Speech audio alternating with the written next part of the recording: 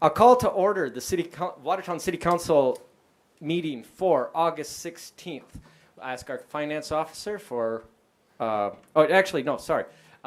please rise, and we're going to have a prayer. Please rise if you're able to. Dear Heavenly Father, we gather today with grateful hearts. You have given us so much to be thankful for, just an incredible world that you've entrusted to us, and this community that we have come to grow and love so much. Now we ask tonight that you give those of us gathered up here at the dais and those within the room and also staff that are involved, give us the wisdom to make the right decisions that would be pleasing to you. And all God's people said, amen. Amen. Pledge of allegiance, please. Pledge allegiance to the flag of the United States of America and to the republic for which it stands, one nation under God, indivisible, with liberty and justice for all. Now I will call upon our finance officer, Kristen Bobzine, to call the roll. Okay. Bueller?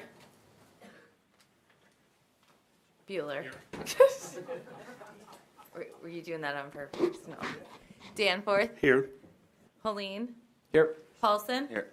Shetty? Here. Tupper? Here. Billhauer? Here. Thank you. Thank you. A quorum is present. The chair will entertain a motion for the approval of the consent agenda. Moved by Councilman Billhauer, seconded by Councilman Bueller. All those in favor, please say aye. Aye. Any opposed, nay? Motion carries. Now is the time for public comments. If anyone is here to address the City Council on government-related issues that is not on the agenda item, that is not on the agenda for tonight, you may do so now. Please announce your name, who, if anything, you are representing. Hi, my name is Val Gronke, and I represent the Senior Center, our group of members behind me. I would like to thank you, Mayor Holeen, City Manager Amanda Mack, and all the City Council members for having us back again. We are not only seniors, but lifelong constituents of this community. We have supported organizations and the business of Watertown for 40 to 60 years. Now we are in need of assistance and asking the city to help us. The building we are currently in had a bad roof issue, which we took and did all the repairs. The cement in front of the door was always slippery in the winter, so we replaced it and did a better drainage. We continually mowed the grass, maintained the park out front for years. We planted flowers, watered the park, and paid very high utility bills, ranging from $1,500 to $2,000 a month. Currently, we've been dealing with air conditioning issues, and the last few, and hopefully will last us until we move into the new building. As things have been wearing out, our members are bringing in personal items into the center to use as we need them till we move into the new building. So the question you addressed to us earlier in the other meeting was, is this a wish list or is this a needs list on August 2nd? Trust me, this is a needs list. There are many items that are still good that we will be taking with us. Tables, chairs, kitchen items, a large conference table, pool table, snooker table, and much, much more. The way we raised money to pay for our expenses is yearly membership, which is $20 per person per year. Bingo, dance, this is open to the public. We require membership to participate in activities, read the books, or just sit down and drink free coffee and socialize with other members. Since the last council meeting that we attended, the citizens of our community heard about the center's needs and came up to bat with donations totaling $5,450. I would like to thank these citizens because every dollar counts. You have been given a written request of money in the amount of $15,623.74. Along with our financial statements, today we are hoping you are able to help us with any amount. As prices keep rising, Jesse Craig no longer is putting a sliding partition between ICAP area and the center's commons area. This will cost us an additional amount that we don't know at this time. This is for both areas to operate while the other is open, because only 60 plus, or anybody 60 plus, can go eat, but only members are allowed in the activity center, so a wall is needed. Thank you for your time. I have brought several members from the center to help answer any of your questions, hoping that among us we can clear up any doubts that you may have or questions or concerns. Thank you. Okay, thank you. That was more testimony on the item on the agenda, but just remember, because that testimony is still valid for when we tackle that agenda item. But is anyone here for something not on the agenda that would like to address the council? Seeing none, the chair will close that portion. Move on to the approval of the agenda, but I have a few changes first. We are going to pull items C and G. We'll remove them. Item H, which is the senior center. First off, I need to change the language at the recommendation of staff. Now, item H will read, Watertown Senior Activities Center request for a contribution in the amount of $5,800 to cover networking expenses. That's going to be the reading of that agenda item. And we are going to move that agenda item H to item A, because we have lots of people here who would, at least like to see it, talk on it, and this way we can get them if they want to leave. So with those changes, the chair will entertain a motion for the approval of the agenda. So moved. Moved by Councilman Tupper, seconded by Councilman Danforth. All those in favor say aye. Aye. Opposed? Motion carries. So now on to the agenda. We are on item A, which is the Watertown Senior Activity Center request for a contribution in the amount of $5,800 to cover networking expenses. And for this, we will start off with our city manager, Amanda Mack.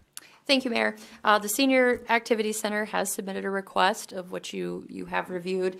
The total request was in the amount of $15,623.74. We are recommending that the city cover the $5,800 in networking expenses. Those were unforeseen expenses in moving into the new facility that will get their internet and cable and all of that ready to go as they move into the facility. I'll stand by for questions. Thank you. Is there any further testimony on this item?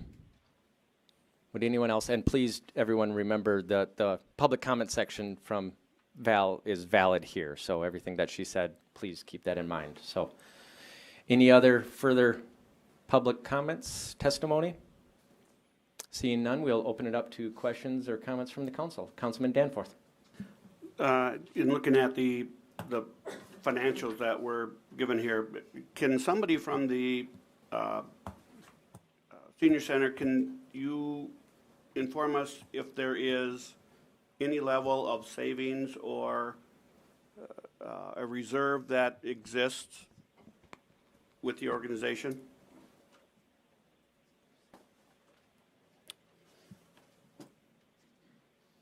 Is there anybody here that can speak to that?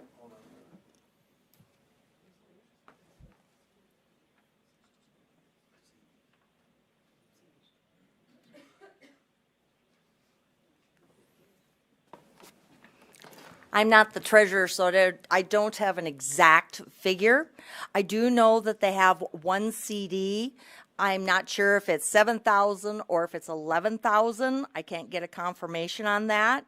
That CD was put in case we need to do any additional things like flooring, air conditioner, things on that nature. We don't know. We now have to put a wall in, so we were planning on using that CD in order to be able to put a partition wall in, because that's another factor thing that we didn't know that we had for an expense. Most of the money that is in the account has to be in the account for when they pay for bingo. When they reach a high bingo pot, a lot of that money goes for that. Like I said, I'm not the accountant, so I really don't know what dollars are there. Not a clue. Councilman Vilhauer. I guess I've got a similar question to what Councilman Danforth just asked. I mean, looking at the financial information provided, net income for 6 months, $48,000, which does include $23,000 for your new building equipment funds. That's still a nice profit of $25,000 for 6 months from your ongoing operation. So is that a typical 6-month period for you? I have, what, Connie? No. Connie says no. She's my treasurer. Okay. Okay, I mean, what is a typical 6-month period for you?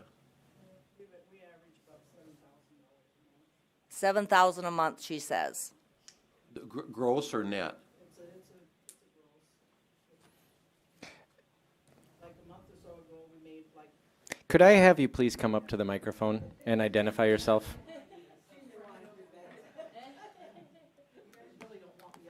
Thank you, Connie.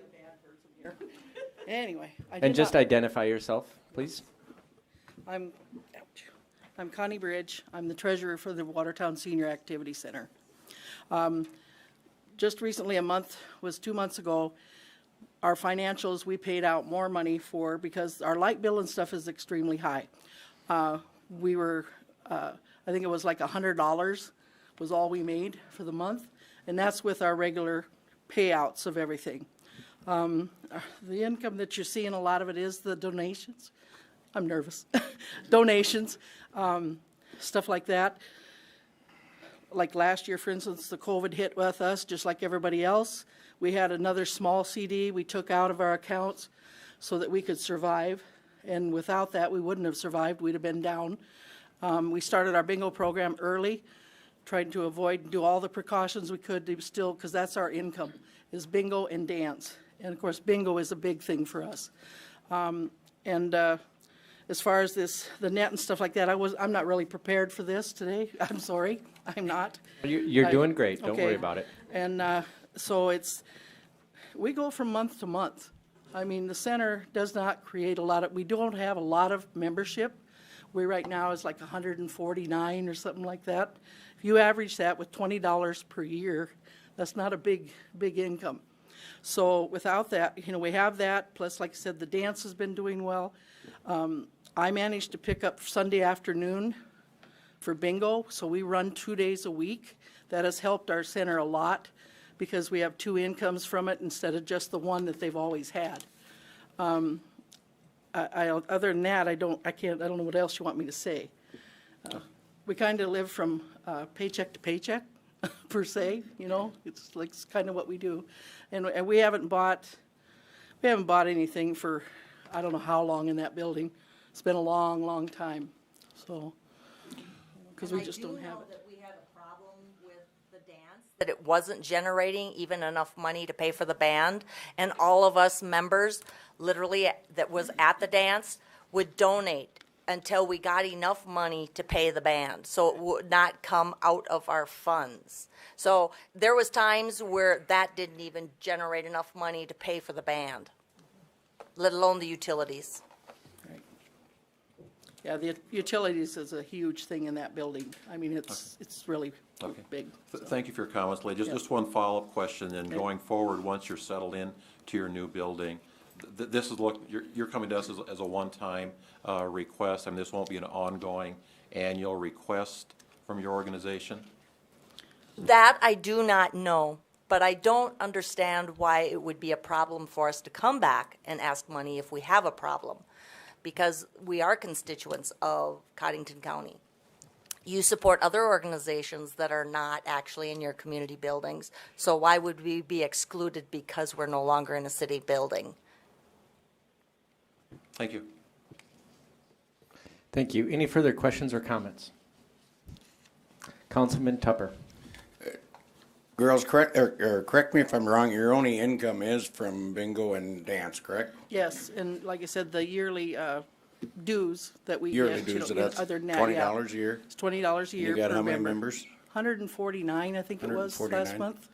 You know, somebody brought up to me one day that why don't they just raise their dues, but, You know, you're talking majority of the people that are there are on a fixed income. Well, they are, most of them are, and you have, 70, 80-year-old people that are on a, Social Security income, and theirs probably wasn't very big at the time wherever they worked. Do you turn anybody down that can't pay? No. I didn't think so.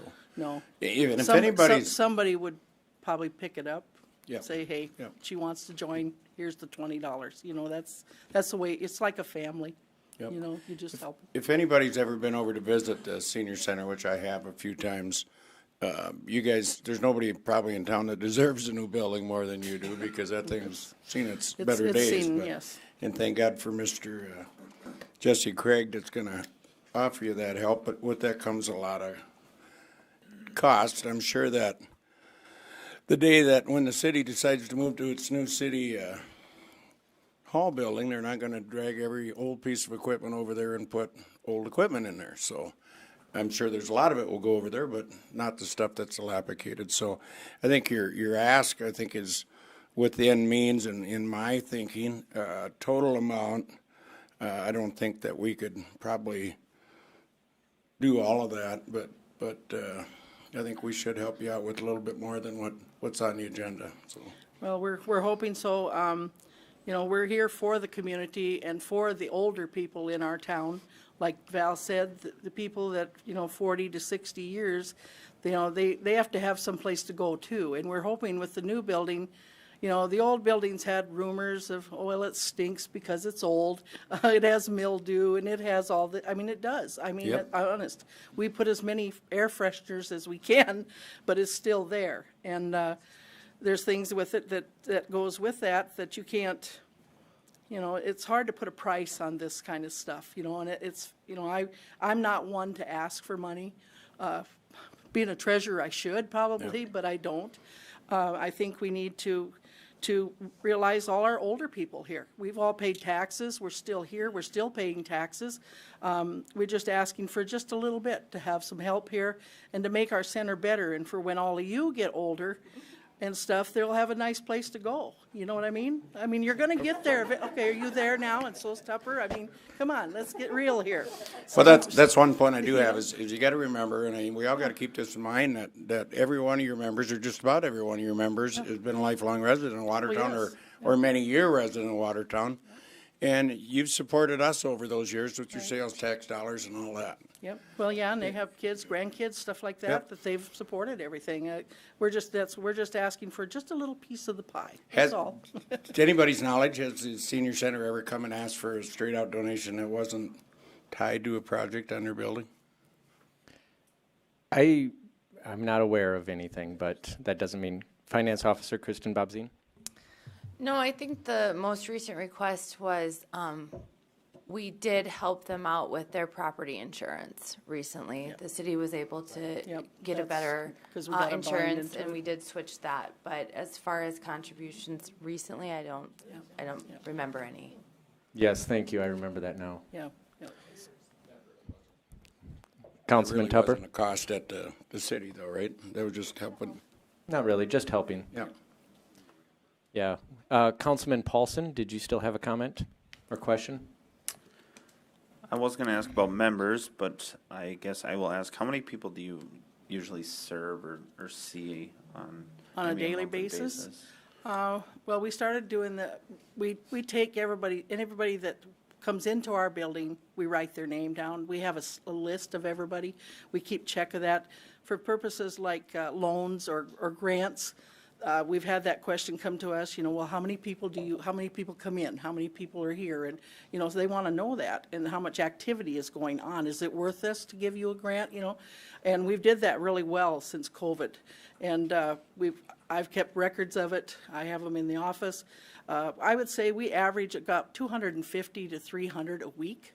And that's daily, off and on, during the week, that's a total. Tuesdays and Thursdays are the best days. Partially because we have Pinochle on Tuesday afternoons, so we have a lot of people come for Pinochle, and that's a good thing. But our Fridays are absolutely almost non-existent, except for bingo, that it comes in there. But yeah, we do. That's about what we're getting in there. And of course, all our members don't come. I mean, but a lot of them, we have also the people, I have it separated between us and ICAP, how many people come for just to eat the meals. They're not necessarily a member of the center, they don't have to be. But a lot of them are both, so it just depends. It goes, but I have it all down from since, well, it must be since May, I think, from last year. I have it all figured up, so if they ever need to look at it, they can, Okay. Our city manager, Amanda Mack, has a question for you. Okay. I'm learning as well. Okay. Kristen, can you talk to us a little bit about ICAP and what the city's relationship is with that? Do we annually fund that? Was it a one-time contribution for the new facility? I'm just trying to put all the pieces together in my head. ICAP is one of our external organizations that the city does contribute to annually. I believe it's around $5,000 annually that we do contribute over the past. But there again, they are one of our external organizations that does come forward each year and request that contribution. Thank you.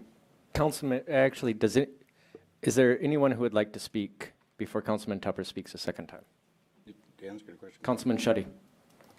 It's not really a question. I just want to acknowledge your work on this, and I understand in the work that I do that getting people involved in the community and what it takes to keep things running and working within your means. Hopefully, even tonight gets it on the radar. I've seen the value for the city, that is, the people of the city. Getting more people involved from the community is so beneficial, not only for the center, but for those who get involved. And so hopefully this meeting tonight, even getting even this new project, the new building, I hope that there's going to be even greater light for the senior center in years to come, not just from this desk here per se, but from community involvement. Right. I would like to think hopefully we'll grow and increase with this. So just wanted to bring that to light. Any further questions from the council? Councilman Tupper. Not actually a question, but just some clarifications. The ICAP program and Watertown Senior Center are two separate organizations. The only thing they share is a roof. Right. Some tables and chairs and some people. So Yeah. the money that the city gave to ICAP earlier this year, I believe it was about $95,000, is not part of your ask. So. No. Councilman Bueller. Yes, I think you did a great job, by the way. Thank you. That's what I want. Thank you. Thank you. Awesome. I Thank can you. be a ham here, so be careful. I had one question, is about ICAP. Isn't ICAP subsidized some by the government? Don't they get government help also? Yeah, and that's, we don't get that. I mean, it's not part of our organization. So that's kind of, when unfortunately, we seen that in the paper the first time when that came out, that senior center got that money. I was pretty ecstatic. I was like, oh boy, I haven't seen the check yet, but this is going to be good, but it didn't happen. And that's kind of hurt us, because at first, until we got it out there that no, we did not receive the money, because the people are saying, well, you got money, you don't need any more money. And that's what they would say to us when we would go ask. So I'm glad we got that clarified. Since the last meeting that you guys had here, Val was here and stuff, we've seen quite a few different people that have looked at it differently. So, I mean, not a lot of money, but at least they're looking. So that's a good thing. Thank you. And actually, this was the hope of myself and the council, even when Val talked with me several weeks ago. One of the reasons why I let her and encouraged her to come in and speak was to raise awareness of the valuable work that you do, and we hope that this even continues that. Right. Any further? Councilman Danforth. And I know is Jesse still here by chance? Jesse? For anybody, and probably maybe it's Jesse, but Jesse, the division wall that was planned for, but is now out of the plan, at least from. Never planned for. It was brought up as no testimony from the back of the room. You have to Got a loud sit voice, by me. but- I'm sorry. I'll sit by you. Not the first time. No, it isn't. Please recognize yourself. Jesse Craig Development. It was brought up on the plans initially with the architect, and then as we designed and redesigned, it never came up with the meetings that we had, and I think it was just simply overlooked. So it was one of those things that it wasn't brought up by the senior center, so we didn't know if it was relevant or not. I think it's something that they brought up that it is relevant. I think, if they're going to have different organizations, different events, if they're going to have a dance on one side, bingo on the other, and things like that, so it's just a big pull curtain. But I haven't had any involvement other than just hearing about it. Do you have a rough idea about what that cost would be? I do not. I think they have it on their list. I don't know, it isn't on this list, and I haven't seen anything yet through the office, so. The reason why I ask that is I'm inclined to assist you to get into the building with dollars that really become a part of the building, more so than I am the things that make up your programs. Right. I know that the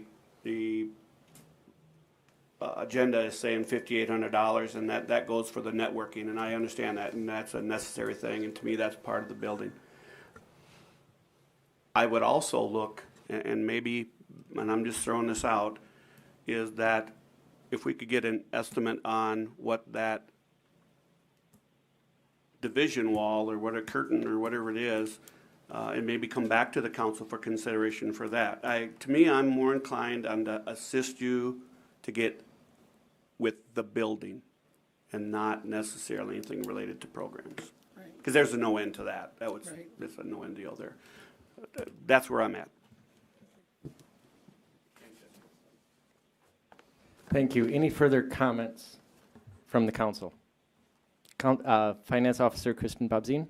Thank you, Mayor. The only thing that I wanted to add is whatever action the council does take, if the action is to agree to the amount, this is not budgeted, so just kind of more it'll be coming out of the unreserved fund balance, and then you'll see it come back later when I do a budget supplement, so just so everyone's aware. Thank you very much.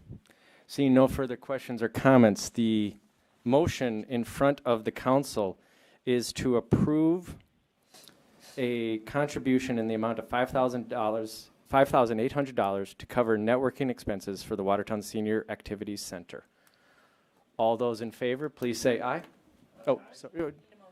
Oh, I thought we had. Okay. Oh, yeah. Sorry, that's a suggestion. Yes, you're right. So we actually need a formal motion.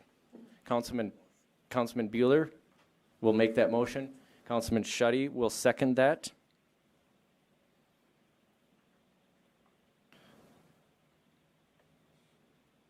Sorry, just taking notes there. So it is for approval of $5,800 for networking expenses for the Watertown Senior Activities Center. All those in favor, please say aye. Aye. Any opposed? Motion carries. Thank you very much. Can I go now? Yes.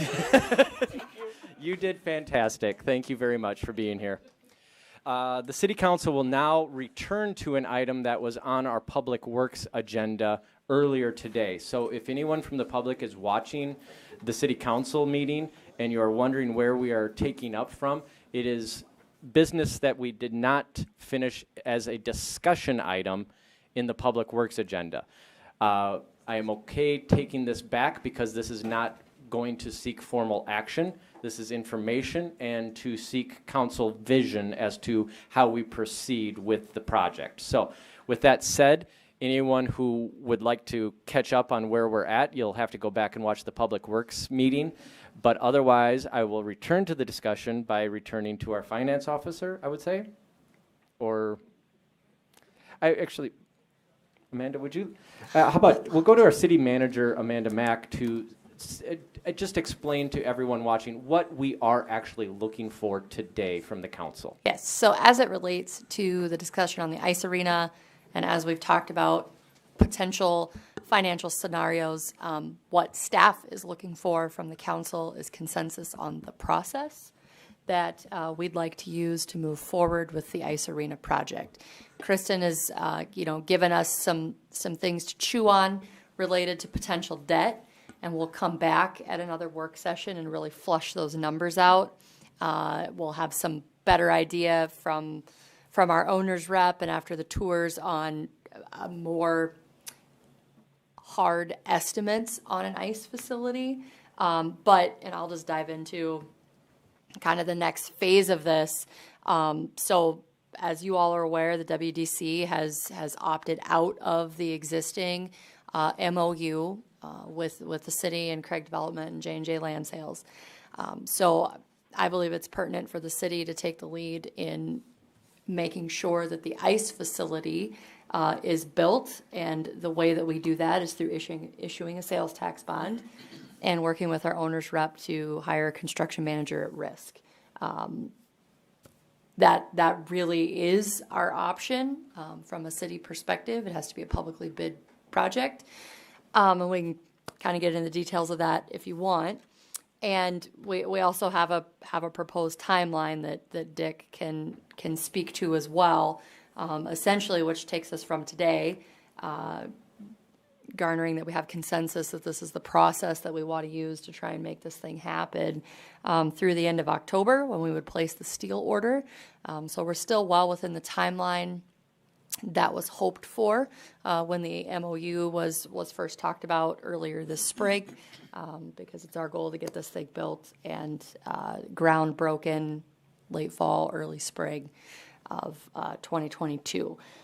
So with that, maybe I'll turn it over to Dick if you want to share where we're at.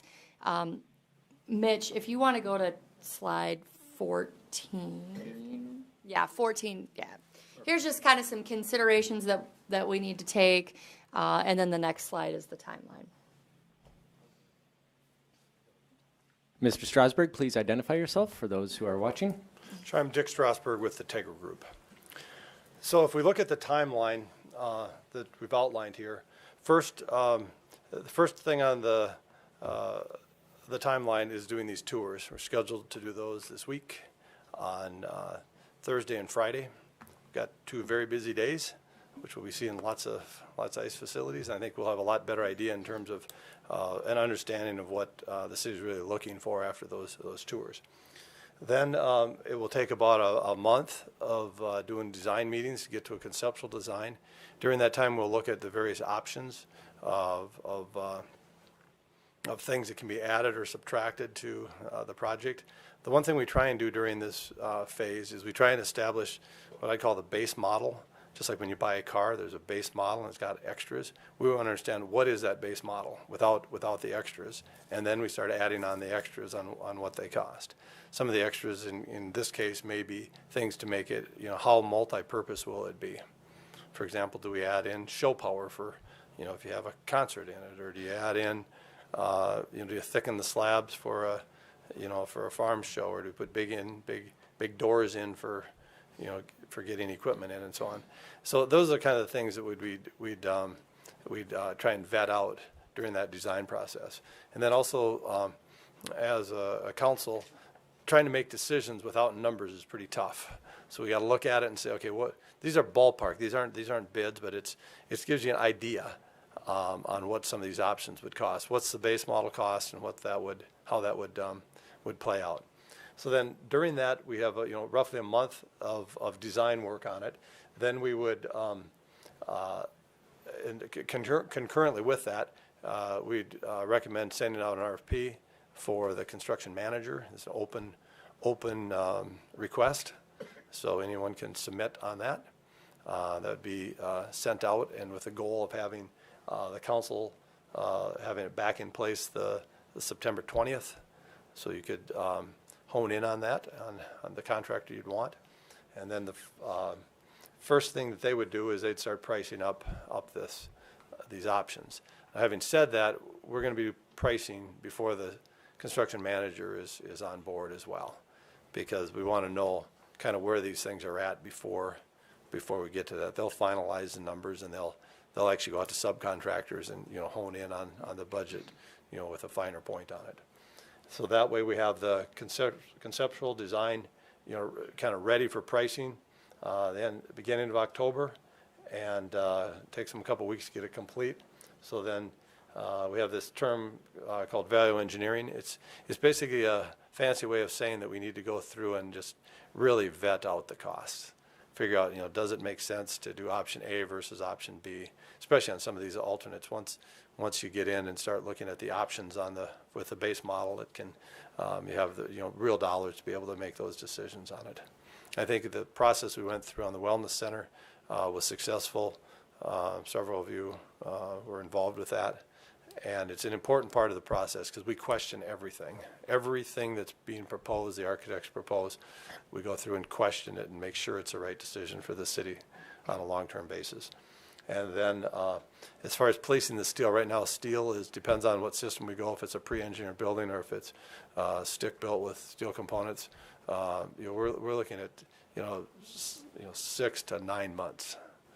So what we're doing on some other projects is we're buying out the steel early. As soon as we know what the footprint is, we get the order in on the steel. Then it goes through a process of shop drawings, so we've got 60 plus days there before you're actually, what I say, buying the steel. It's you place the order, but you can back out of it with just paying for the cost of the engineering on it. So it buys some time on it.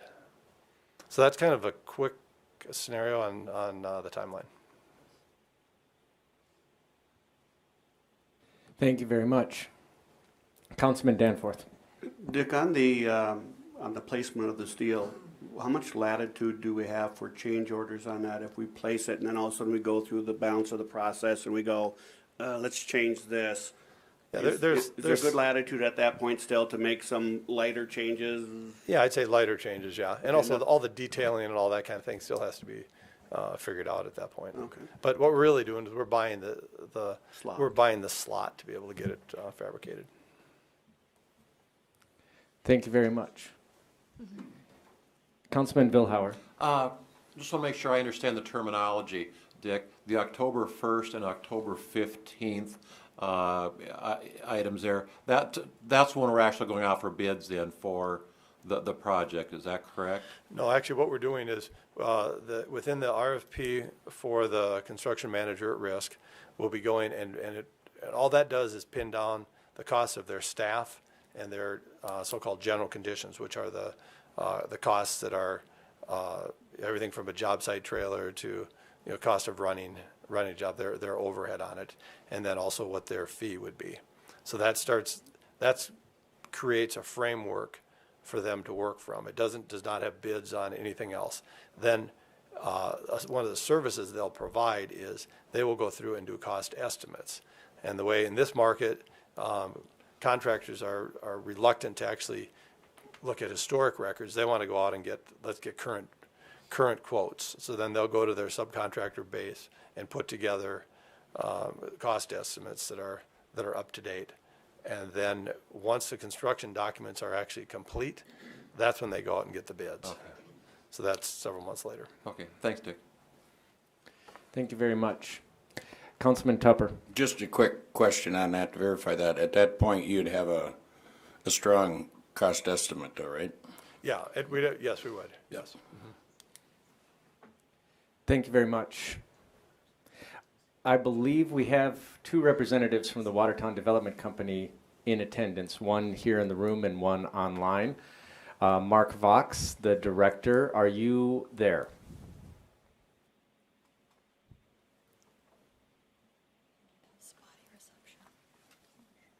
I will ask Michelle Kakacek to come up because... Yes, I'm here. Oh, thank you, Mark. Would you please give the council a quick update on Watertown Development Company's continued commitment to seeing the economic development aspect of this go forward? Yes, we're fully committed to the ICE facility, the multi-purpose facility. It's been needed in the community for several years, and we're committed in seeing it move forward and being an active supporter and participant in the most appropriate manner. Thank you very much. Any further comments or questions from the council? Councilman Vilhauer. I guess I want to make the comment because every time we talk about issuing bonds, right away people say, okay, how much my tax is going to go up in my house? No, these are sales tax revenue bonds, which does not impact anybody's property tax, but every time we talk about bonding, that question comes up. So I just want to get that out there, that no, your taxes are not going to go up in your house because of what we're contemplating doing. Councilman Beeler. Thank you, Mayor. Dick, question for you. Sorry, I should have caught you before you went and sat down, but at what part in the schedule, what phase would we want to establish a budget? Would that be after the value engineering phase for the council to set that budget for the project? I think it's fair to say that it's, the further you go into the process, the more accurate it could be. Because to start with, we'll do this conceptual budget off of conceptual plans. And then as it moves forward, as the plans get more developed, there'll be a tighter estimate on it. But most of these projects, there gets to be a dollar that's set up front, and it's a combination of what you want, but also what you can afford. It gets a number, and then everything has to be designed, you know, and really backed into that number. Any idea, just crystal ball a little bit, where you think that might be? When that would happen? I can tell you when. I don't know what the number will be. No, not the number. Yeah. No, I know that. Just about the timeline. Yeah, I think we'll have a pretty good idea after we go and look at these facilities and you start telling us what you want to have included on it. Then I think, you know, within the, weeks after that, we'll have a ballpark range of what it will be. And then it will be really into the middle of October before we have it, something that's, pinned down, with more accuracy. Thank you, sir. Thank you very much. Any further comments or questions from the council? City Manager Mack, did you want to say something? I guess I'm just looking for consensus that you want staff to continue to move forward in this manner, or if there's a different direction you'd like us to take. And before I call for that, I would just, Chair would like to make a comment. Councilman Danforth, did you want to say something? You had asked about additional questions, and Yes. the thing that I would like to do, I would like to get the O&M budget revisited and the FFE budget looked at, as well as we start looking at construction cost here. So any idea when those, obviously the FF&E is going to be based on what the building is, what it encompasses, but any idea when those things would get looked at? And I'd like to see that complete picture brought in when we start looking at this. I'll defer to Councilman Bueller, I think, would like to answer that or address that. Edged you out on that one. No, I guess, that's going to be a question for us when we make this junket here at the end of the week. I think that's certainly on the top of the list to find out from some of these folks what their FF&E costs were and some of those things that you brought up, Mike. So hopefully we'll come away with some idea from that. Dick, would you maybe, in your expert opinion, when does that fully get vetted out in these types of processes? It runs a little bit parallel with the construction cost estimating. After our visits, we'll have an idea and have a range on it. And then as we start honing in on it, our recommendation is we run that just parallel right with it. Because really what you're looking at as a city council, it's what is the cost up front and what is the cost to operate. So we've got to arm you with that information on a parallel path. And it doesn't really get honed in until you've actually picked out the mechanical systems, for example. Because it's a lot of these things on ice arenas. It's what you either pay now or pay later. So some of it needs to be honed in over time, but you'll have a pretty good idea on it. Councilman Bueller. Thank you, Mayor.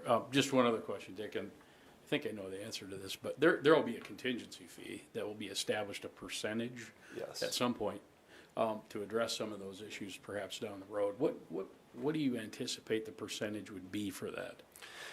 I think it's fair to say that most of the projects like this start out with like a 10% contingency when it's at the conceptual phase, and then when it starts to get into schematic design, it starts to get pulled down a little bit, and by the time you get construction documents and it's out when you're bidding it, down to 5%. So there's kind of a gradual scale where we can pull it down.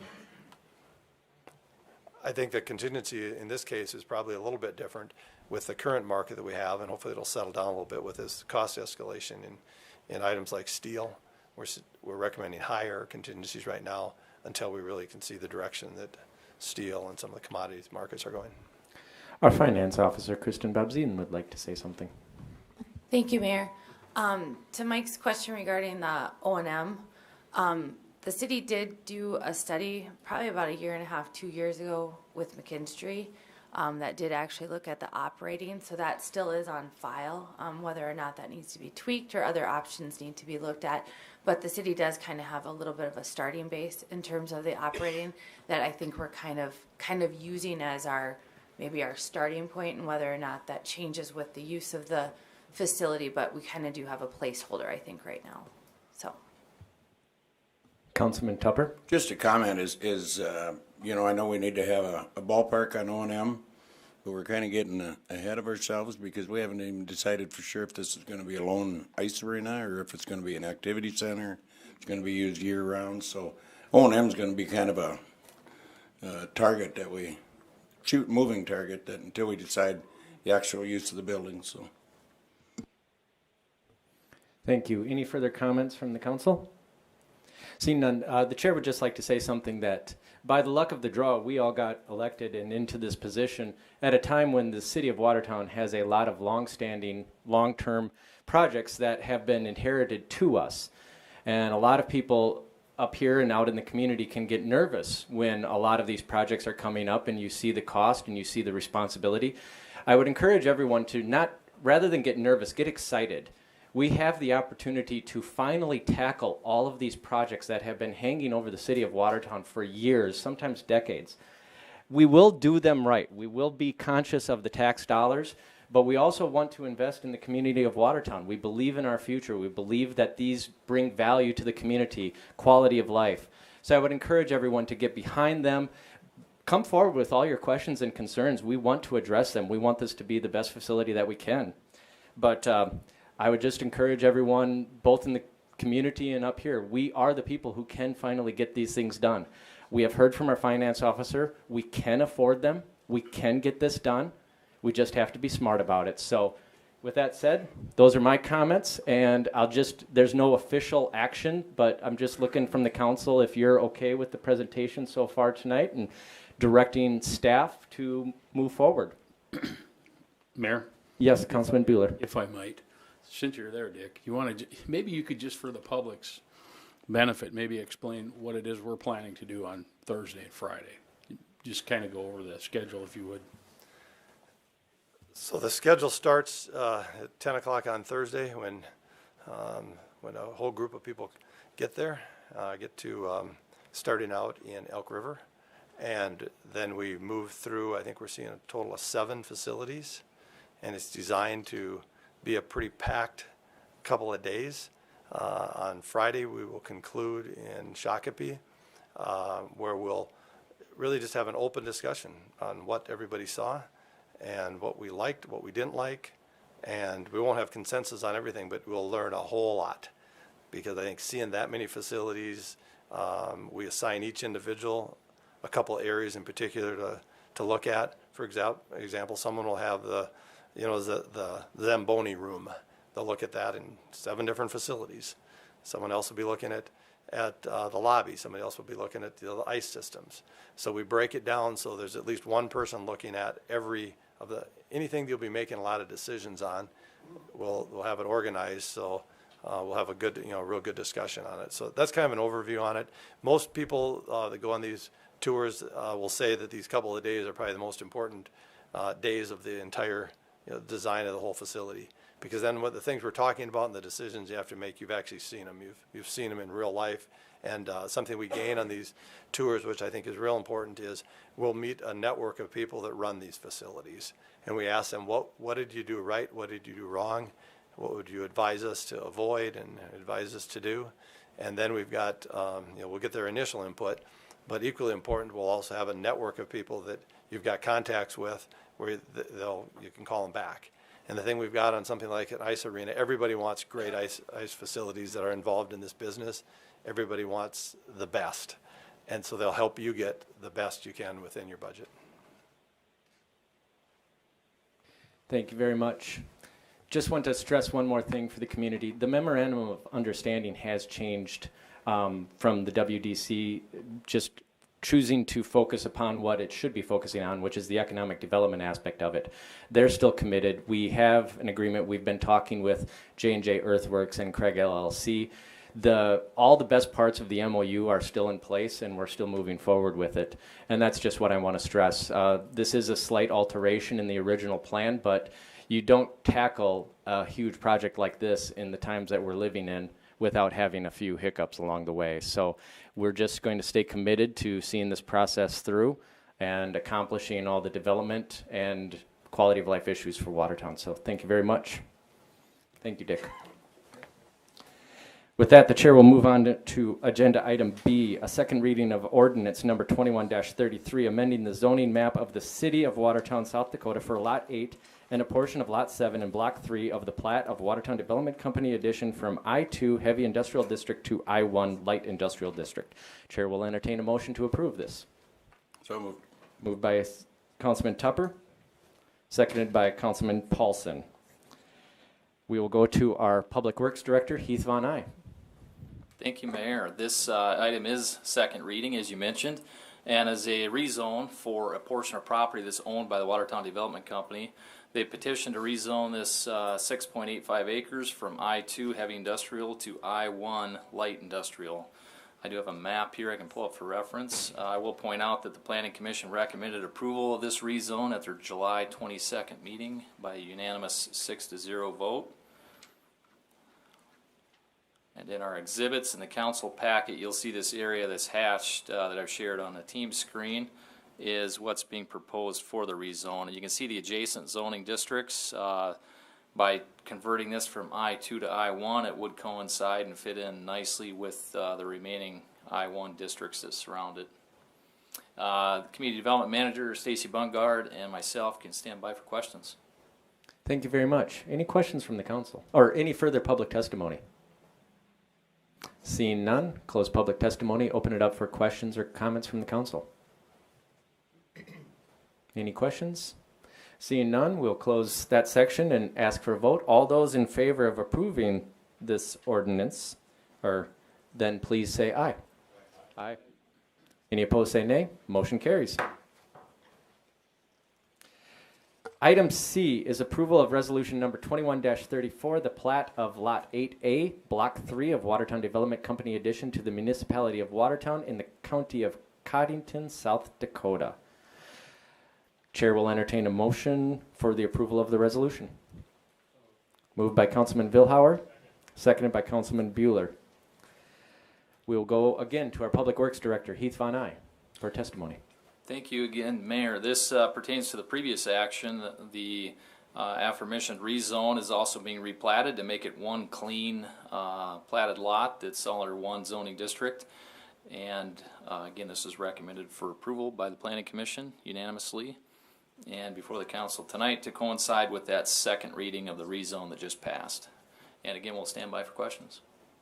Thank you very much. Any questions or comments from the council or any further public testimony? Seeing none, we'll ask for comments or questions from the council. Seeing none, all those in favor of the approval of the resolution, please say aye. Aye. Any opposed, say nay. Motion carries. Item D is the approval of resolution number 21-36, a vacation of an unimproved portion of Skyline Drive between 3rd and 4th Avenue Northwest. Chair will entertain a motion for the approval of the resolution. Moved by Councilman Paulson. Need a second? Seconded by Councilman Schutte. We will go to our Public Works Director, Heath Von Eye, for explanation. Yes, thank you, Mayor. I will again pull up a map for reference here. This is a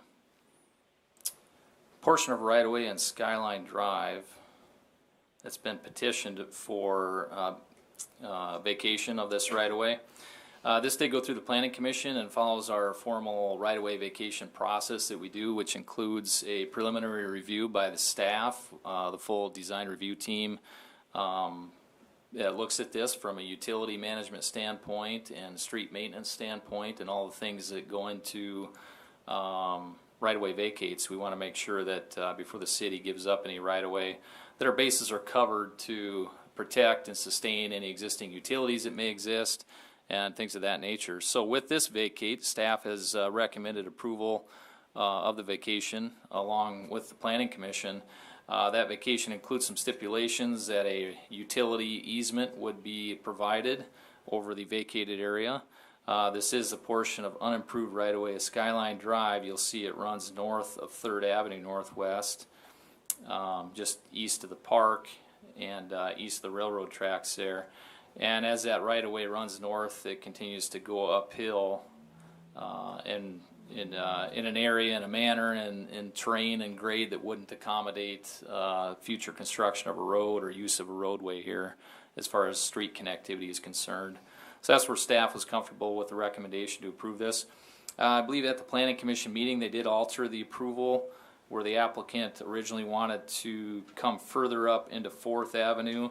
Per staff's recommendation, that's been honed back a little bit so that all of 4th Avenue right-of-way is preserved. And with that modification, the Planning Commission recommended approval. We'll stand by for any questions. Thank you very much. Any further public testimony on this item? Seeing none, we will close public testimony, open it up for questions or comments from the council. Councilman Paulson. Thank you, Mayor. Mr. Vaughn, why was Skyline Drive not vacated all the way to the north? It appears that is unimproved right away as well. So the petition only included the southerly portion that's highlighted here. The northerly portion is adjacent to city property. This side hill that runs further north is owned and maintained by the city. The Street Division of Public Works, they do access this city property through this portion of Skyline Drive and 4th Avenue right away. And so it didn't, this northerly portion just didn't come up based on this application of the petition. And had it, these 3 property owners would have had to have petitioned to gain the easterly half, and of course the city would have retained the westerly half. Thank you very much. Councilman Vilhauer? Yes, I'd like to get this out in the open because every time there's a vacation issue that comes before us, this question does seem to come up, or at least it's in the back of our minds. And Commissioner Diana Ford raised this question at the Planning Commission meeting when this was discussed, that when a vacation takes place, this property is going to the home or to the property owner now. Without any kind of compensation. Our city attorney, I believe it was City Attorney Roby that addressed that question very succinctly. I guess I'd like to have that discussed as to why there is no remuneration coming back to the city for the vacation in a situation like this. Okay. Oh, good. Was that a question for City Attorney Roby? Right. Matt, are you there? Yes. Mayor, may I? Yes, please. So the vacation procedure is governed by South Dakota statute, and kind of the underlying theory behind vacation is that the property is actually going back to its original owners, and so when property is platted and right of way is required to be platted, it takes a chunk out of private property, and so when the vacation occurs, again, it goes back to those original owners. So it's really that right of way is kind of a perpetual use of the private property for the public good. But if the board decides that that it's no longer needed for the public good, it just goes back to those original the original owners or their successors or assigns as the case may be. So. Follow up? Thank you, Matt. Mm-hmm. Would anyone like to ask a question before Councilman Paulson asks another one? Councilman Paulson? Thank you again, Mayor. I also see that this will not restrict access to this location. Do they currently have access off 3rd Avenue? Or 4th Avenue, for that matter? If I could get clarity, Councilman Paulson, to which property are you referring? For the vacation, it says under facts that the access is not restricted by this vacation. Oh, okay, yeah, so to that point in the council packet, in the case summary there, what that's alluding to is, what we want to be sensitive to in our review, we also make sure that we're not landlocking anybody, that all these lots still have access to a public right-of-way. So all the lots that'll be created as a result of this vacate will still have access to a public right-of-way. That's what that's alluding to. Okay, so there won't be additional access granted as in an alleyway, for example? Correct. Okay. True. Thank you. Any further questions, comments from the council? Seeing none, the action asked for is approval of this resolution. All those in favor, please say aye. Aye. Any opposed? Motion carries. We'll go to item E, a second reading of ordinance number 21-28. An ordinance adding chapter 7.22 to the revised ordinances of the city of Watertown, creating a process for administrative appeals. We'll go to our city attorney, Matt Roby.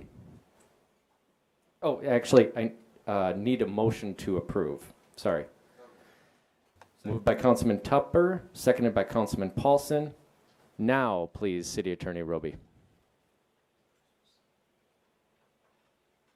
Thank you, Mayor. The second reading here regarding this administrative appeal ordinance, the South Dakota Constitution provides that a city operating under a home rule charter form of government can establish a governing structure, as we've done here in Watertown recently, that essentially is different and superior to the statutory scheme, so long as an administrative appeal process is in place that's subject to judicial review. So this ordinance will establish an administrative appeal process that will conclude with a final decision that could potentially be appealed then to the court system. Essentially, it'd be used by anybody that feels aggrieved by a decision of a city official that's not otherwise appealable through some other mechanism. So, for example, Board of Adjustment actions are directly appealable to the circuit court, for example. And there's also a provision in here that provides that unless a city official is specifically called out as with final decision-making authority, that a decision couldn't be appealed through this process unless the city manager had a chance to weigh in on the process or on the question or the decision that's being made. Thank you very much. Any further public testimony on this item? Seeing none, we will close public testimony, open it up for questions or comments from the council. Sorry. Councilman Danforth. Matt, I got a question on that. The appeal is calling out for, I'm not sure the language, you don't have it in front of me, but for us to have an attorney, external attorney, be that person that we would go to, correct? Correct. Okay, would that always be the same person? And I'm assuming that's on some kind of contractual basis. Or would they be picked on a case-by-case basis? How would that work? Mayor, if I may. Yes, please. I guess, assuming this ordinance remains in perpetuity, obviously the people will potentially come and go, but I would expect that a decision at the first time this occurs, that a decision will be made at that time to hire a third-party attorney to act as the decision maker, and I expect it to be made pursuant to a contract that would be approved by the council. One last question in that regard. Is there a reason why we would not have our appeal process be the council? Attorney Roby? I guess as long as, I'm just trying to, on the spot here, thinking through that, as long as the council's decision was subject to, you're saying that they would sit in place of the attorney. So as long as their decision was subject to judicial review, I can't think of a reason off the top of my head other than, arguably you could say that it might maybe intrude on this form of government potentially, where the council would be kind of passing judgment on administrative actions potentially. But I'd have to maybe give that a little more thought. Councilman Bueller. Matt, after reading through that proposal, I kind of wonder if you need people that are more familiar with our laws. You're talking about the potential for subpoenaed witnesses through this process. You know, it just seems to me that it'd make more sense that you would have a third party, an outside resource that understands the law, and as these folks would, that would I guess be the judge for this. Attorney Roby, do you have any comment on that? That wasn't necessarily a question, but that's my statement. Yeah. If I said question, sorry about that. No, that's all right. I was just wondering if there was any clarification that City Attorney Roby would like to add. Yeah, I think Bruce has a good point there. Councilman Bueller, excuse me, has a good point there. That the hearing is going to be a quasi-legal, quasi-judicial hearing, essentially. And so, not that all lawyers aren't judges, of course, but presumably we would choose a lawyer that's regularly involved in courtroom issues and would be well versed on the rules of evidence and that sort of thing, that could coordinate the hearing and make a decision based on what they believe the law to be. And so I think that's the logic behind using an attorney in these situations. Now, I think that, depending, I think hopefully, I guess the way I see this unfolding, especially with the provision that allows the city manager kind of step in and try to smooth over any issues before it would have to go down this road, is, hopefully these things aren't going to happen very frequently.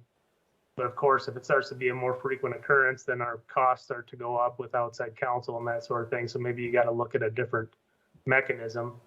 There are towns in South Dakota that have hearing examiners on staff that handle these types of issues, not only these types of appeals, but other zoning related issues. So there's probably some other ways you could do this, but this is simply the proposal that I put forth here.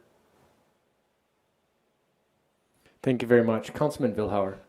Attorney Roby, this is something that's unique because we are a Home Rule Charter Review Committee, Home Rule Charter Review Community, and now we're bringing on a city manager to fulfill the administrative roles. Is that a fair statement?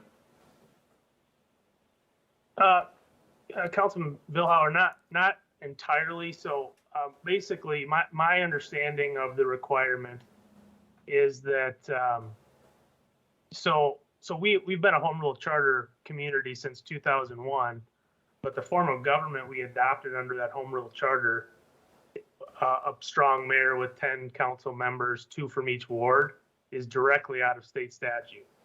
And so we really weren't exercising our authority under the Constitution to create an alternative structure that's different than the statute. Whereas now we've created a structure, 1 from each ward, 1 at large, the mayor at large, and a city manager, that is not spelled out in state statute. It's our own creation. Now, Brookings has a similar type of, or the exact same structure, I believe, and Aberdeen has a similar structure, I believe. But so because it's not a structure that's laid out in statute, now we're exercising that home rule charter authority. And the Constitution says if you want your kind of new structure to have superior authority to the structures laid out in statute, then you have to have one of these processes in place. That's my understanding. Sorry if that was a convoluted explanation. I think maybe you answered in the course of your answer my next question, in the course of your answer my previous one. Are you patterning this after some other communities out there that have somewhat of a similar arrangement within their governance? Yes, I believe it was. I believe I relied pretty heavily on the example from Aberdeen. Okay. Thank you. Yep. Thank you. Any further questions or comments from the council? Seeing none, the motion is to approve this ordinance. All those in favor, please say aye. Aye. Any opposed? Motion carries. Next on the item is agenda item F, a first reading of ordinance number 21-37, establishing the zoning designation of A1 Agricultural District for the property to be known as Prairie Haven Edition, located south of Derby Downs. This is just a first reading, and for that we will go to our Public Works Director, Heath Von Eye. Thank you, Mayor. Once again, we have some more zoning and annexation activity. This is a first reading for the zoning of a tract of land that's yet to be annexed. Of course, the second reading would coincide with the annexation action, but this is to kind of fast track the process for the applicant, who is High Five Properties LLC, that have submitted this petition for an annexation and zoning. It's for a portion of property to be known as Prairie Haven Edition. This land is generally located on the south side of Derby Downs, on the west side of Golf Course Road, and contains just shy of 35 acres, and it is adjacent to the city limits, so it would be a contiguous annexation and zoning. I do have a map for reference that we will share. So on this map you can see part of the runway and taxiways here on the east side of the map. For the airport property, you have Golf Course Road running north and south through the middle of the map. This is the south edge of Derby Downs subdivision, and this hatched area is the area in question for first reading tonight. The placeholder zoning, if you will, is proposed to be an ag zone, as it commonly is upon newly annexed land. The proprietors would eventually apply for a subsequent rezone to accommodate the development that they're planning to do. Stand by for any questions. Thank you very much. Is there any further testimony on this? Seeing none, we'll close testimony and open it up for questions or comments from the council. Councilman Paulson. Thank you, Mayor. I guess my only question is, can we zone not in the city or rezone? So yes, good question, Councilman Paulson. With this process, this is the first reading, so this is we are able to perform it in this manner through these steps. Planning Commission will take action on this annexation and zoning at the Thursday meeting this week, and then the second reading of the rezone will coincide with the annexation at the next council meeting. Of course, at that council meeting we will take action first on the annexation and then on the rezone, and so everything is in check that way. Good point. Thank you very much. Councilman Vilhauer. Just a general question. When ag land is annexed into the city, doesn't it automatically come in as A1? It is a common placeholder for annexed land. I don't know if the recent past we've seen any other zoning districts immediately upon annexation, but I don't know as though we prevent that from happening either. It kind of just coincides with the timing of the development and what they're wanting to do and how that's proceeding on the applicant's timeline. Okay. Thank you very much. Any further questions or comments? Seeing none, we will move on to agenda item G, approval of resolution number 21-37, a resolution of intent to enter into a lease agreement with the Crown Corp doing business as Danger Von Dempsey's Slice House for the restaurant space in the new airport terminal. Chair will entertain a motion to approve the resolution. Approved by Councilman Paulson, seconded by Councilman Schutte. For this, we will start off with our Public Works Director, Heath Von Eye. Yes, and I'll quickly punt it right over to Matt, the city attorney. He's done a lot of the work, but I will set the table here for him. This is, of course, in relation to the new airport terminal that's under construction. We've gone out with requests for proposals to procure or secure, I should say, a restaurant services vendor, and Dempsey's through this business name has been selected for that, and this is the legal documentation that we start get the ball rolling and solidifying them having a place in the airport terminal. Thank you. And City Attorney Roby, please. Thank you, Mayor. Yeah, Heath pretty much covered it. Just a quick introduction. I'm not sure if all the council members, if this might be the first time they've seen this resolution, but these types of resolutions, I should say, that Anytime the city is going to enter into a lease with a private party, they have to first pass these resolutions of intent to enter into these leases. And so this is the first step where you'll consider approval of this resolution tonight. This will be published, and then it calls out that the actual lease itself will be will be considered at the September 7th meeting, and there'll be an opportunity for a public hearing prior to the council's consideration of the lease agreement at that meeting. Thank you very much. Any further public testimony on this item? Seeing none, we will open it up for questions or comments from the council. Councilman Tupper. When you went out for RFPs, how many did we get? City Attorney Roby, would you know this answer? Yes, Mayor. I believe the technical answer might have been 0.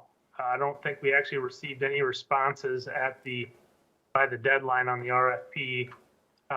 But after that deadline, our airport manager entered into discussions with Sean Dempsey, and he came forward with a proposal. So we really, technically, I think we received 0, but 1 is really the only offer we've had to operate the restaurant at the airport. Quick follow-up on that, and they met all the original specs on the RFP.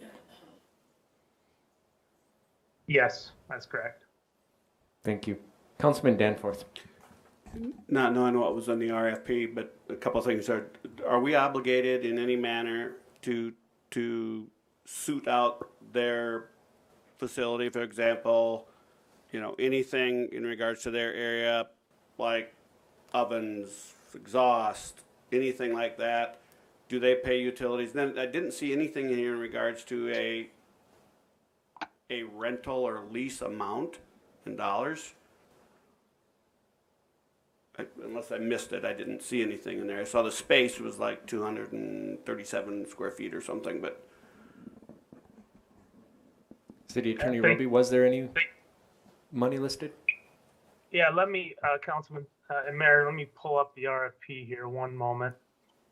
So yeah, of course, all this will be spelled out in the lease that'll be considered. But let me just see if I can grab that RFP quick.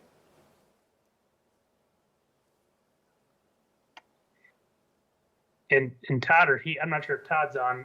So I believe it's 273 square feet as it states there. And if I remember right, we charge $10 a square foot for exclusive space at the airport. Does that sound correct, Director Von Eye? On that number, Matt, your guess is as good as mine. So Yes. I'd go with that. But no, I think that you're right there. And I can speak generally to some of the other questions as far as the equipment. There were stipulations in the RFP as far as what's provided by the city in our build out of the terminal, but the brunt of the equipment, like the stoves, and I know in this particular case for this particular vendor, there's specific equipment that's of a high dollar value that they are completely responsible for providing and ordering, for that matter, which is one of the reasons we're bringing this approval forward sooner than later, because there's a pretty big lead time on them ordering and receiving their equipment to do the cooking and prep of the food that they're wanting to do there at the terminal. Thank you very much. Councilman Bueller. Thank you, Mayor. Heath, Public Works Director Van Oy. My question, in the construction process, if they're going to is there an intention to put in ventilation systems for a kitchen? Correct, that's true. Fire suppression and that kind of thing. Will we be responsible for that as a part of the structure?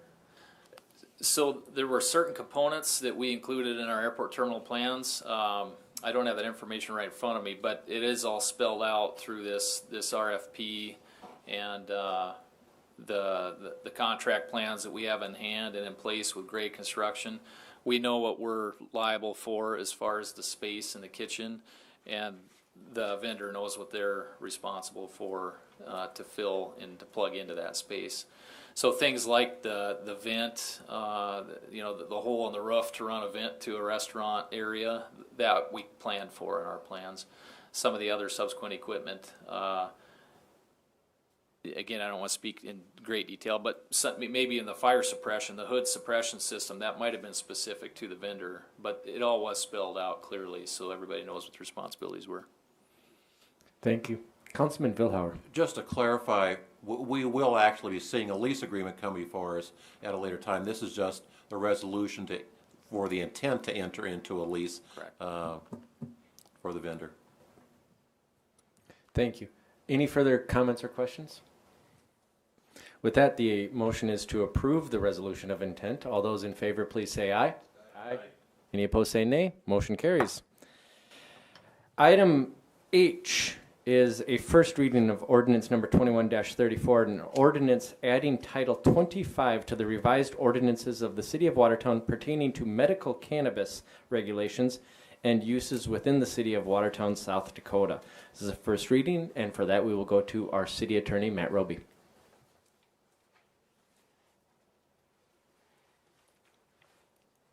Thank you, Mayor. I'll just try to give a quick overview here. I expect there'll be plenty of questions. So, as you should all be aware, Initiative Measure 26 was approved in November of 2020, became effective on July 1st, 2021, and it provides for the legalization and regulation of medical cannabis in South Dakota. Most of the statutory language and the proposed administrative rules essentially leave most of the licensing and regulation to be performed by the state government, Department of Health specifically, in many instances. In the law, local governments are limited based on that law on what we can regulate. And essentially, it's the time, place, and manner and the number of medical cannabis establishments. Those establishments consist of dispensaries, cultivation facilities, manufacturers, and testing facilities. And the law also allows for a form of a city licensing process for all those four types of establishments. So what the proposal in front of you provides, and just a side note, this was compiled after I believe there was 4 or 5 meetings of a city committee that consisted of staff as well as 2 or 3 council members, both from the previous council as well as the new council. And this is kind of the culmination of those efforts. So, and there's been numerous conversations with the South Dakota Municipal League and lawyers and planners and such from around the state. So anyway, what this ordinance proposes is a licensing process for all 4 types of medical cannabis establishments. A licensing fee of $5,000 that the applicant would receive a return of half that amount if they do not receive a license from the state to operate after they've received a city license. It proposes the location of manufacturing, testing, and cultivation facilities in the industrial zones, both I-1 and I-2. It proposes the location of dispensaries, medical cannabis dispensaries in the C zone, so C1, C2, and C3. Then in addition to those zoning proposals for those 4 types of facilities, it also provides for certain footage setbacks from, I guess what I would term sensitive uses. That would include schools, licensed daycares, parks, etc. And then finally, just for purpose of the introduction, it provides that the smoking of cannabis in public or public places and public facilities would be outlawed. So I guess that's where I'll stop, and then we can go into any questions as needed. And Stacy, I believe, is in the room, and she's been instrumental in helping put these documents together as well. So. Thank you. Any further testimony on this item? Seeing none, any questions or comments from the council? Councilman Danforth. Well, this was a fun one. I think the document that we received in our packet was like 149 pages long. and I think I've gotten through page 2. But this is a really sensitive and important issue to us. And I know that the committee has worked long and hard on this on a not an easy topic. There's 2 distinct sides to this issue. I'm concerned that with the first read and then roll right into a second read without the opportunity to really vet it and have just open, good discussion amongst us and the public, it's going to make a decision, in my opinion, 2 weeks from now or the next meeting, really, right? I think that's going to be very difficult. I would like to at least have us consider some type of special council meeting or work session or something that we just can get into this thing and go from start to finish and ask our questions and get to the end of it. Those of you that have worked on it have had the opportunity to be there, to know how you got to where you're at. Myself not being in it's hard, because I will tell you, as we get closer to this thing, there's a lot of questions about it. And I do have one question, Matt, for you, and if there is a short answer to this, what happens to this medical marijuana if and when the recreational marijuana passes, whatever it's going through now as far as the Supreme Court? Does this just go away, or what happens? This, Mayor, if I might. Yes, please. Councilman Danforth. There's a lot, I should have mentioned this at probably the top of my initial presentation, but there is just a lot of questions yet to be answered on some of these things. As you mentioned, Amendment A, which also passed with less of a majority vote, but did pass at the November election. It was challenged and was struck down by a court in Pier, but was appealed. Now, Amendment A provides for the legalization for recreational as well as for medicinal cannabis.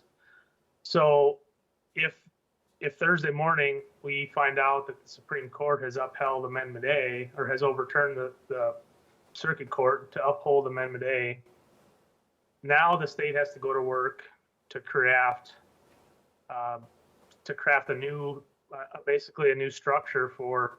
And there's a lot of it laid out in Amendment A, but a new structure for recreational, or what we're calling now adult use cannabis.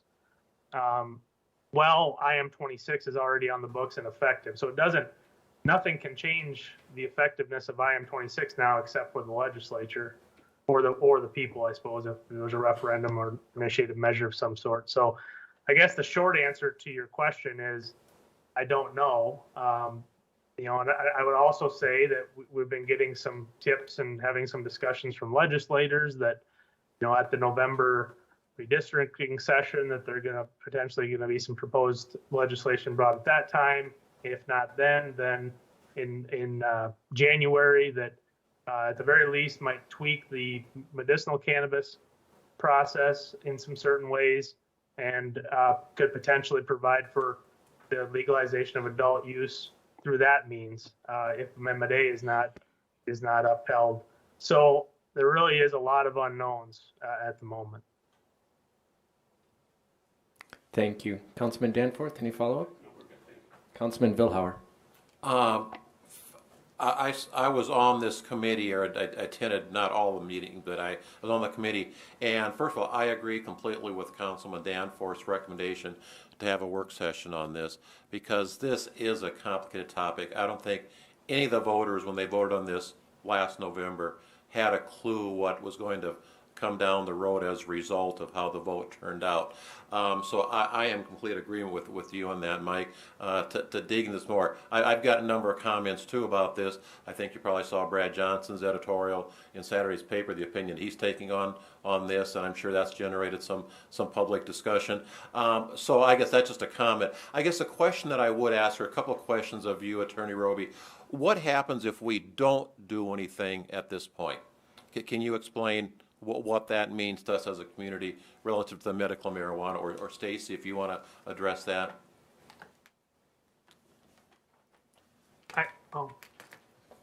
I could take a shot.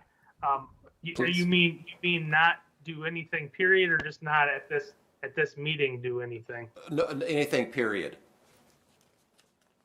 So if the city were to choose not to adopt any form of regulation, then the only licensing process that a potential establishment would have to follow is the state's licensing process. We would essentially analyze the uses under our current zoning ordinance. So presumably dispensaries would just fall under the umbrella of retail.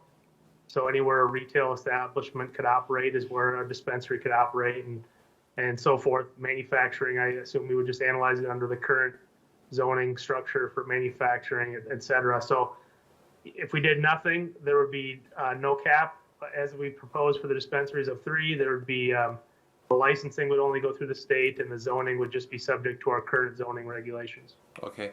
As I understand it from a couple of the members, primarily the First District Planning Commission members that were part of our committee, said that we're actually kind of ahead of the game on this compared to most jurisdictions. So I guess that's why I'm raising the question, what are they doing out there, if nothing? I mean, to me, doing nothing is not a viable or wise option relative to Watertown, but it sounds like a lot of communities aren't doing much of anything at this point yet to prepare for this.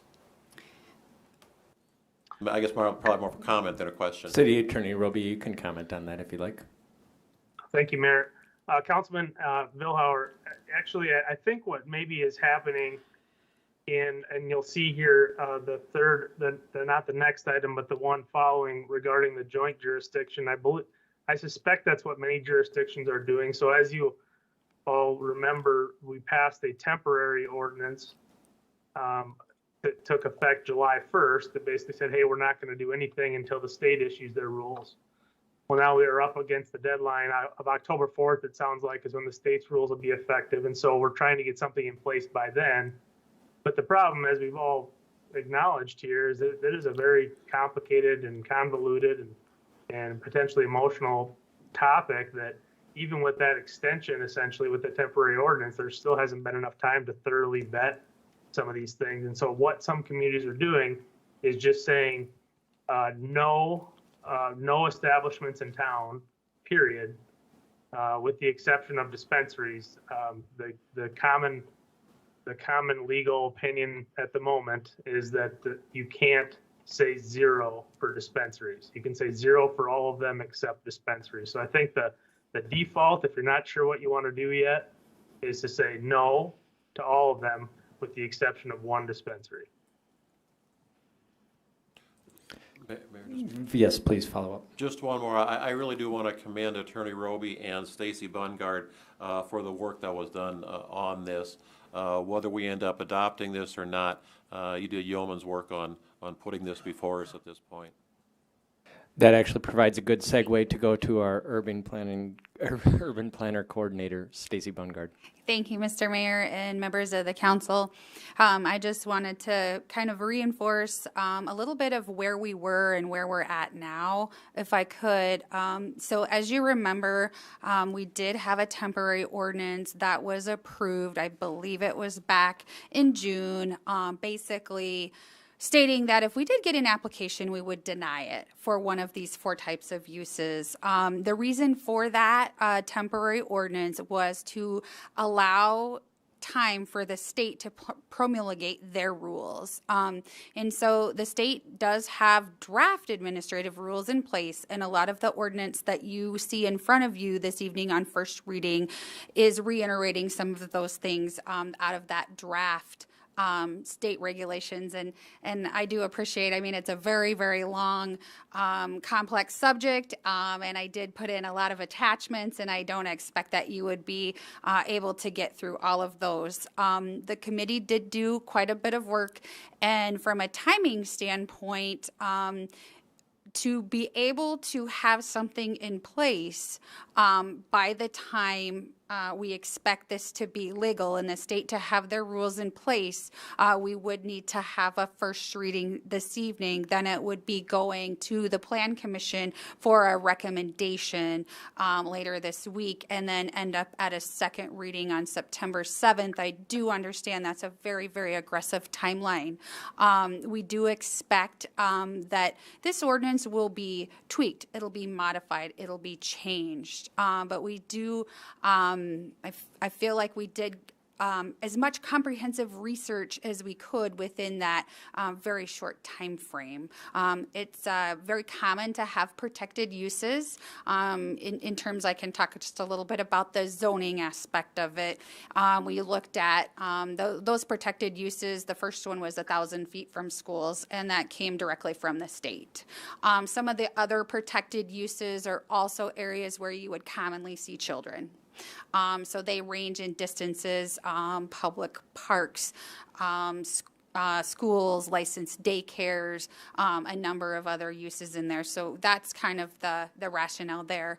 And I believe Matt already explained the zoning districts. So with that, I would be happy to answer any more questions. I'm sorry about that. Thank you. Councilman Paulson. Thank you, Mayor. Obviously, I also applaud the staff for doing this. I'm not envious of you guys, that's for sure. But I'm glad to see that we're kind of ahead of the curve. I think saying no right now, I think would be really short-sighted for our community.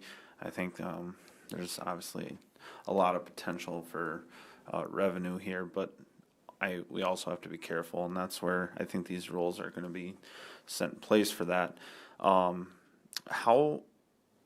We're not going to be the only business in Watertown that this is going to affect. How have you guys, and this is directed maybe at Stacy and Matt, or on the HR level, how are we going to handle that with our employees? I'm going to refer that back to City Manager Amanda, if I could, please. There's so many things. So part of this process is working with the Municipal League, area, statewide attorneys. We're also doing a comprehensive review of our personnel manual, working with someone out of Wisconsin who does have experience in medical marijuana. So that'll be coming to you all as a separate piece when we look at the actual personnel manual. I think it's fair to say that we don't really know how we're going to handle employees yet. We're looking at all different types of ways to either accommodate or not potential medical marijuana uses within our staff. If there's a legitimate prescription, we would most likely handle that the way we do other prescriptions that may impair ability to do your job.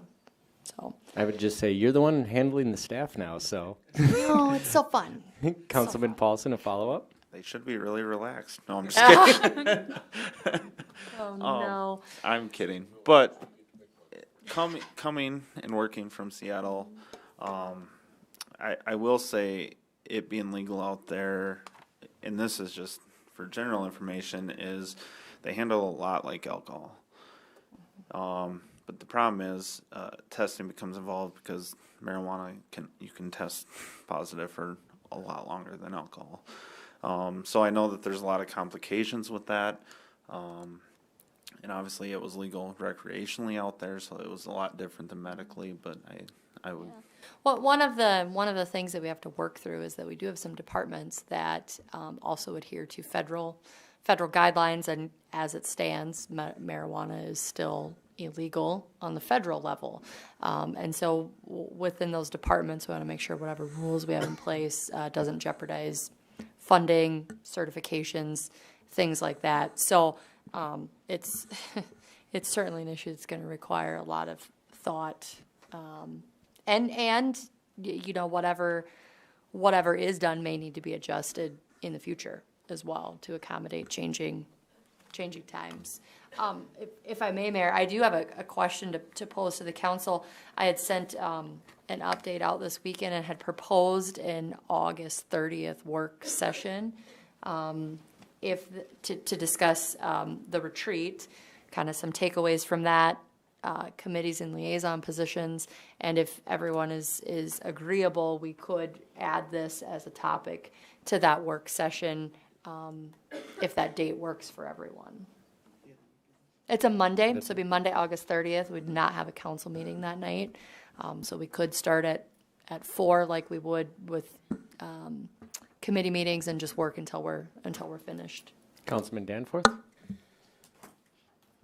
It would be good during that time if we could get as many, if not all, of those that were on the committee to get as many thoughts and ideas and recollections as to how we got to this point. And again, I don't know from the medical field who was all on that or law enforcement type of things, but it would be good to have those people there. I know Chief is here right now, Chief Toomey, and to have those individuals there to get some of those perspectives whenever we do get together. But I do think this is one of those things that as we look at this, there's certain things that are of greater risk to us than other things in regards to what we have in our ordinance. We can always make changes to the ordinance, but it's hard once some of those very specific items, once you roll them out, it's hard to unwind them. You can maybe expand things and not hurt feelings or lose the effectiveness of it. But I think back at whenever we had the alcohol licensing ordinances and in Watertown, and look what that's led to the cost of those. I think if I could unwind that, the city would maintain the cost of and dictate the cost of the license, because it's inhibited us, but we can't unwind that now because there's too many people have too much money invested out there in their business. So as we go through this, in picking and choosing, if we're going to err, go ahead and err on the items that are easier for us to change in the future. But those items that are going to be hard to roll back or make a change with, those really have to have our attention, and that we've really got to spend the time with those items. So, thank you. Councilman Buehler. Thank you. I had some discussions with Todd Kays and some questions for him in this regard. One of the things, I think a good point that he made was, we start out with a conservative approach to this thing, and Stacy, you sort of alluded to that as well. Because it's tough, you open it all up, it's kind of tough to get things back in the bottle, or you got people that want to grandfather things in. But we still will have the opportunity to fine tune this if we're looking at, the quantity of dispensaries, that kind of thing moving forward. So there would be an option to have more of a liberal approach down the road on this thing. And I just wanted to bring that up. Thank you. Councilman Tupper. I just got to echo on Mike's thoughts there. I've had quite a few people in the last couple of weeks just ask me about what's going to be in this ordinance, and I can't answer them. And it's just, I think the work session on the 30th would be very good for all of us to be able to answer those questions. One question I do have is Stacy, is how do we drive at 3 licenses? Sure. I can help answer that, Councilman Tupper. So we originally kind of kicked around some different ideas, but we actually looked at population, and we figured that we would start with 3 for a number of reasons. We did feel that would be, 3 would provide a serviceable number for those within the city that have medical marijuana cards and could potentially benefit from being able to have a dispensary locally. Also within the county, we looked at that a little bit as well. So we were just kind of guessing. I believe that in South Dakota, there's 1, and I should have looked this up, but it's about 1 pharmacy per 4,300 people. We figured not everyone will be able to qualify for a card, so it would be considerably less. So we ended up start with 3, and then it'd be 1 per 10,000 people. Now, go ahead. So yes, so we the committee 3 would be good for a variety of aspects for a service component, to allow people the option to go out and utilize this with the appropriate medical cards and such and from their physician, of course. And then there would be something built in there should we grow a lot, and that can all be looked at more carefully, but we would start with 3 on the dispensary side. And then if we get 10,000 people, another 10,000 people per se, then we would be able to hit another one. I was just curious about that because I see Sioux Falls, and I'm not saying we got to be in line with Sioux Falls. They just said they were only going to have 5 for the whole city of Sioux Falls. So. Sure. Yeah, we did look at it, just kind of looking at the number of pharmacies, scaled that back a little bit for who we think may qualify, and looked at it a little bit based on population. Councilman Paulson. Thank you, Mayor. Instead of setting a number, can you do it per population? Can you, so instead of setting at 3 at this moment, could we say 1 per 10,000 people? And then that kind of sets the number going forward so it doesn't have to come back? Just one thought. Yeah, that's definitely something that could be looked at in terms of, I think that we also, and I'm going to let Matt chime in on this because he actually wrote this portion in the ordinance, but I think that we would want to clarify if that is countywide or if that is citywide as well, because we would presumably be thinking that there would be countywide folks as well. And before you go, Matt, too, I guess this kind of goes into this, and you had mentioned it before, but it goes back to recreational. If or when that becomes legal, is that going to prevent more dispensaries from coming in, or is this strictly medical, or is it? Does that include recreational as well? It's just written for medical at the current time, and should we end up having that legal adult use or recreational becoming legal, then we would certainly want to take a look at this ordinance and then bring forth another ordinance for you to consider for the recreational or adult use. Thank you. Councilman Danforth. Oh, golly. A couple questions, and I know I'm getting ahead of the game here a little bit, but it little food for thought from my standpoint is how does the state regulate the costs of the licenses, and or is there a purchase, or is it a use of a license, or how does that work? Is that our option to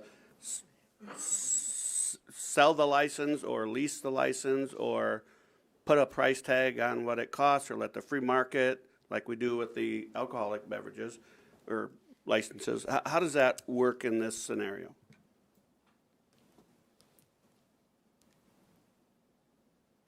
Matt, I think you'd be the most appropriate one to answer that, if I could just interject that. Me? Yes, please, Mayor? Matt, go for it. So the law states that the city can license these establishments and set a fee, which must be reasonable. The word that kept me up at night in law school, what is reasonable? So the $5,000 comes from the state's fee. So it's kind of the conclusion is that if the state can only charge $5,000, the safe harbor for cities is $5,000. So to your first question, that's how we got the $5,000. It sounds like some local governments are kind of taking a shot to come up with a larger fee. I think that if we wanted to do that, we would have to maybe do some legwork how we come up with that number. Now, there was some talk originally about, well, it shouldn't just be what the market will bear. If we're going to limit the number of licenses, that the market, whatever the market bears, that's the reasonable number. And I think that that was my initial thought, and I was widely shot down by that. But anyway, to your second question, there is a language in here that says that the license is non-transferable.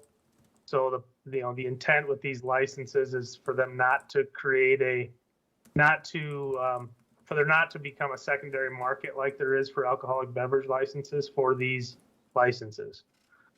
So, and I think with adult use, kind of what we're hearing is that the legislature does not want to go down the same road that they've gone down with alcohol, with these licenses, whether it's for adult use or medical. They don't want there to be a valuable secondary market for these things. So it's really, it's a license. It's not a use. It's a license, but the intent is for it not to be transferable. I'm just going to interrupt here for a moment. If it is the council's desire to take this on in a work session on August 30th, then I'm going to limit conversation on this topic and the next topics to only things that need to be addressed between now and then. We will still do a first reading of the next item, but the deep discussion will come on the 30th. But if there are any questions that we need to address now, like before the Planning Commission meets to discuss this, we'll do that. Councilman Paulson, did you have a comment on that? Okay. Yeah, go ahead.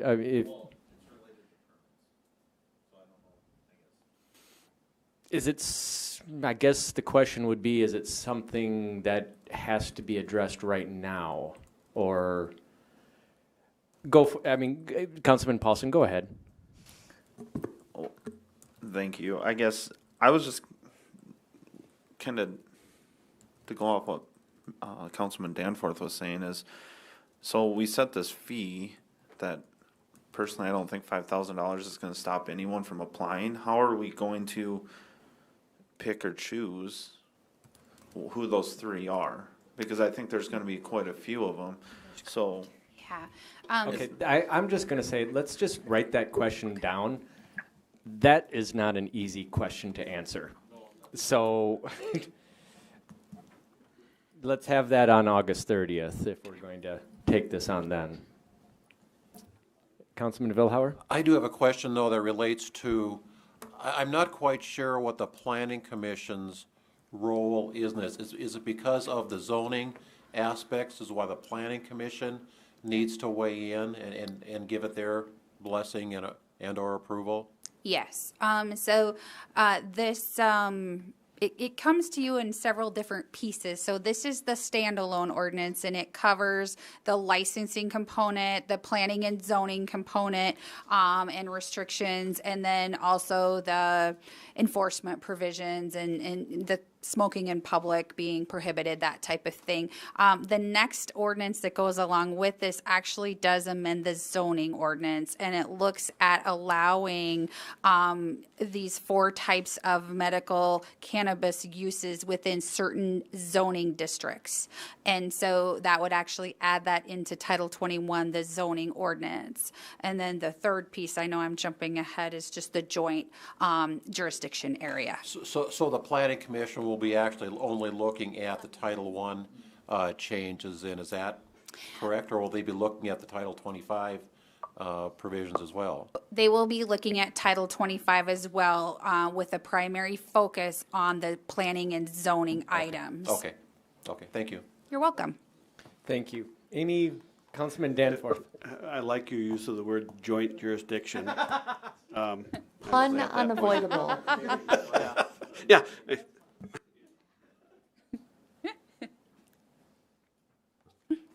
Was that the comment?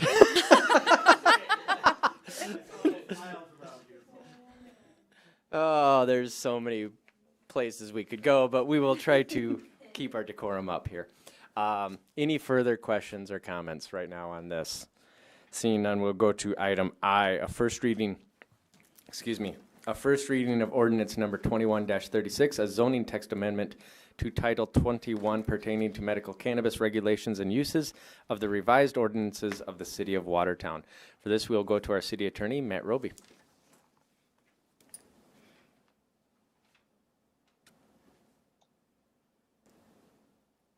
Thank you, Mayor. So essentially, this just puts into effect changes to Title 21 that reflect the same language that was in the previous item. So it will specify that the manufacturing, cultivating, and testing would be allowed in the industrial zones. And Matt, sorry, we're getting. You almost look like the Invisible Man, or there we go. Hey, I mean, your words were great, but your appearance was lacking. So, sorry. Please go. I get that a lot. Okay. All right. Thank you. Please continue. So the cultivation, manufacturing, and testing, this zoning ordinance would specify that that's allowed in the industrial zones, and that the dispensaries will be allowed in the C zone. So essentially, it just makes the change in our Title 21 zoning ordinance that is already spelled out in Title 25. Thank you. Any further testimony? Yep. And we'll open it up for questions or comments from the council. Councilman Danforth. So does that mean then, Matt, that you couldn't have a production facility and dispensary in one unit in a industrial zone? So you'd have to have separate dispensary from the production? Yes, Councilman, that's correct. This I think was where that work session will be helpful, because there's kind of like this volleyball back and forth between the state and the city on this stuff, and there is a regulation on the state level that prevents the co-locating of these types of facilities with one of the other types of facilities. So I think it'll be good to get into some of those discussions at the work session. Thank you. Councilman Tupper. So I don't want to get too deep into this because we can cover it on the 30th, but so now when you get into the production and testing, that's going to take a separate type of license. Will that be kind of in the same fee range is what's proposed by the state, and those will be limited to one, or haven't we got to that limit yet, or? There would not be any, Mr. Mayor, if I may, there would not be any proposed limitations on the testing facilities, the cultivation facilities, or manufacturing of cannabis. Yes. All right. Thank you. Any further questions or comments? Seeing none, we will move on to item J, a first reading of ordinance number 21-35, an ordinance amending Article 2, definitions of the joint zoning ordinance of Cottington County and the city of Watertown. For this, we will return to our city attorney, Matt Roby. Thank you, Mayor. I've had much less involvement with this particular aspect of this process than Stacy, so I'll let her fill in. But my general understanding here is that in the joint jurisdiction, as I mentioned earlier, there's going to be no manufacturing, cultivation, or testing facilities allowed initially, and they will allow, I believe, one dispensary, if I'm understanding that correctly. Stacy, I would defer to you for any additional information. Sure. Please. That is basically correct. With looking at this joint jurisdiction ordinance, we were adding some definitions in as what's being proposed. And if it's not specifically listed within the ordinance, that joint ordinance, as a permitted or a conditional use within a specific zoning district, then it would not be allowed. So basically what this proposal would do is there would not be a zoning district identified or the ability to locate any of those 4 uses within the joint jurisdiction area.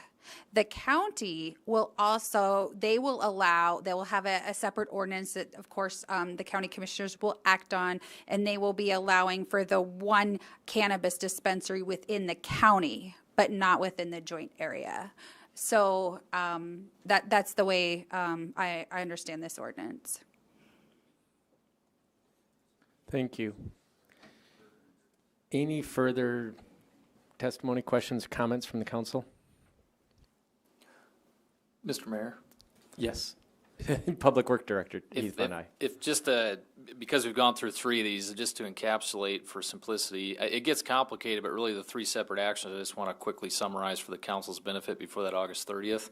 You know, Chapter 25, the first item we looked at, creates a whole new section of ordinance that addresses medical cannabis and its use within the city with a whole bunch of general terms, less related to zoning, but some zoning connectivity there. Chapter 21, the second one that we looked at, is specific to the zoning components. Where are these uses allowed and not allowed within the city on a zoning basis? And then the third item that we're on right now, of course, the joint jurisdictional area. What are we saying can and can't be done within that 3-mile radius of the city limits? Just wanted to encapsulate that for everybody's benefit. Thank you for that. Councilman Vilhauer. I've got a question going back to the Planning Commission. I'm not saying that we're essentially punting on this down to the 30th, but was the Planning Commission probably not looking for some sort of guidance from us before they meet on Thursday, or what's to keep them from saying, hey, council didn't want to touch this, so we're not going to touch it either? Anybody want to address that scenario? I could try. So typically we would run this through the Plan Commission first. So then that way there would be more time essentially for citizens to come and interact and ask questions, that type of thing. However, just due to the time constraints, and we are, I understand, not alone in that. There are many other cities within South Dakota that are doing the same thing, sort of at the, on a really strict time schedule. I think that the Plan Commission, they will be looking, they have had a discussion on this. It was very general in nature. They do have access to this ordinance as well. And I believe that they will be focusing more in on the Section 21 or the Title 21 and not so much on the licensing. However, remembering that there's only a certain amount of flexibility we have or jurisdiction that has been given to the city to regulate, because a lot of this is done at the state level. So really there's it seems complicated, but the ordinance, we tried to keep it rather basic, and we can go through that in more detail at the work session. Thank you. I do think that's a fair and legitimate question that we should send some sort of message to our friends in the Planning Commission. So I guess the question I would have for council, knowing that we've got a long way to go still with this, but when you're hearing this right now, are you generally in favor of where we're going, where we're proceeding with this? I mean, I know, well, we have one, just say, relax. But I just want to say, having sat in on these meetings, I think that the work has been done well, and very, you've gone through it very well, and coming forward with a good proposal. And doesn't mean that we won't change it before all is said and done, but I think that this is a good start. That would be the message I would send to the Planning Commission. So. Thank you, Mr. Mayor. Thank you. With that, the agenda items are over, but we will move on to old business. The chair would like to actually raise something.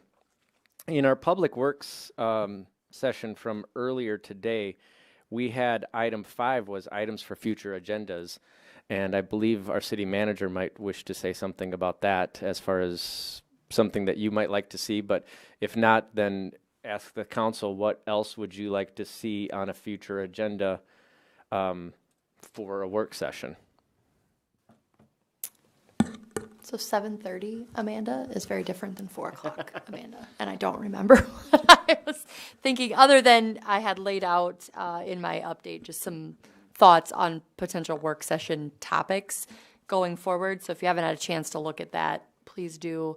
But also, as I think Councilman Shetty did earlier, if there are topics that you want to see covered, please let us know and we will build them into an agenda. Thank you. I mean, I'm happy to start at 4, but I don't remember what I was talking about with the mayor, so I apologize. It's all right. Just keep that on your radar. Councilman Buehler, did you have something? Yes, thank you, Mayor. Just kind of going back to, if I could, just for a moment, on the Uptown Park, I have some concerns about some of the design issues, some of the amenities, and I believe there are other council people that may have concerns as well. It would be nice if we could have the opportunity to look through that and, pose questions or look for perhaps design changes moving forward with the park. Thank you, Councilman Bueller. I would agree with that as well. I actually reached out and called up John Jacobson and went line item by line item to ask some things because I just wanted to justify the cost of some of these things, make sure that we couldn't be getting a better deal. We don't necessarily want to nitpick it to death, which we don't because we want to see this go forward, but at the same time we can be cognizant of taxpayer dollars. So any further old business from the council? Seeing none, is there new business? Councilman Danforth. I don't know if this is old or new, but it's something, they had that carnival event uptown this last week. Not knowing what that was, my wife and I went down there. I was really impressed with the number of people and the number of youth that were down there. I was shocked by that. I didn't know it was a youth-oriented thing. My wife just said, let's go down there. And there were a lot of people down there. There were a lot of kids down there, and that was fun to see. It was really neat. The biggest question is, who did you pay to dunk? I didn't. Oh, jeez. I guess my biggest question is, where were you, Councilman Danforth, in the dunk tank? Yes, I have a the bad three back. of us. I was asked about the dunk tank. I would say it was fun, but not pleasant. Mike has water allergies. It was actually difficult. But yes, I would agree. We were down there. It was fantastic to see how many people down there. I want to really thank the Downtown Advisory Committee. They did a great job putting this together. The plan is to make it bigger next year. I was very excited. It was a great event for Watertown. My next item on the agenda actually brings up something that I should have brought up in old business or future work session is we were going to talk about liaison appointments, committees, boards. Yeah, so the agenda for August 30th will be follow-up from the retreat at our August 25th department head meeting. We're going to develop some what we think might be good next steps for implementing the things that came out of our retreat. We'll talk about committees and liaison reports, and then we'll add medical marijuana to that agenda. Woo-hoo. Thank you very much. Are there liaison member reports? Seeing none, are there any announcements? Seeing none, we have no need for executive session pursuant to South Dakota Codified Law 1-25-2. With that, the chair will entertain a motion to adjourn. So moved by Councilman Tupper, seconded by Councilman Danforth. All those in favor, please say aye. Aye. Any opposed? Motion carries.